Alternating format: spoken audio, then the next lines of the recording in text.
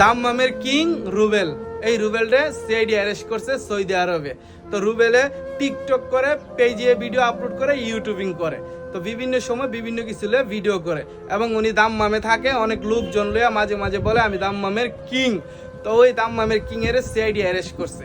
আপনি যতই কিং হন, যতই বাদশা হন, এটা আপনার দেশের বাড়িতে, এই প্রবাসের মাটিতে না। আজকে প্রবাসের বাড়িতে আপনি কিং দাবি করেন বা অনেক সময় অনেক কিছু ভিডিও করেন, ভিডিও করতে গিয়ে কিছু সময় এমন কথাই বইলা ফেলান, ওই কথার জন্য নিজের কান্দে নিজে বিপদ ডাইকা আনেন।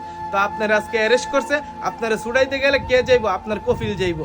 যদি আপনার দেশের বাড়ি হইতো আপনার বাপ মা যাইতো বা আপনার ভাই যাইতো, কিন্তু এই দেশের কফিলে যাইবো আপনারা ছুটাইতে। যখন দেখবো আপনার এই অন্যায়, তখন কফিলও বলবো হ্যাঁ রে বাংলাদেশে পাঠাই দো। তখন আপনার কি, আপনার কেরিয়ারটাও শেষ, সবই শেষ। তাই বলি ভাই, আমরা আজনবীর মতন আমাদের থাকতে হবে প্রবাসের মাটিতে। আমাদের যতই ক্ষমতা থাক, যতই সবকিছু থাক, কিন্তু এই দেশের মানুষের মতন না।